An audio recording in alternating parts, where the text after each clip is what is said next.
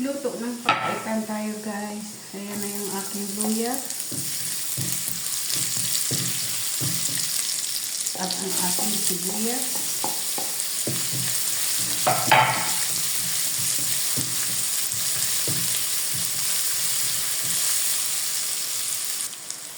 Ito guys yung aking baka na hiniwa ko siya ng maliliit.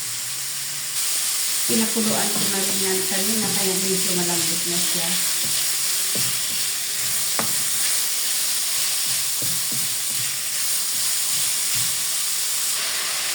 Ito na rin ang ating tuwalya. Pinakula ko na rin yan. At pilinis ng tulo. Pero guys yun, alam nyo, pinakuluan ko yung dalawang beses. Pinapon ko yung tubig para malinis yan. Ayan.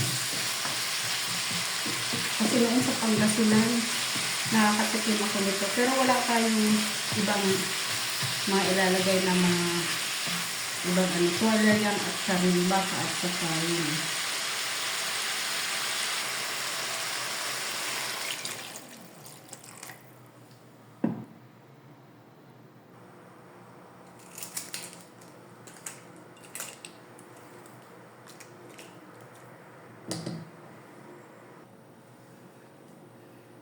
Ito guys na ating ang pawala din ng lansa itong dahon ng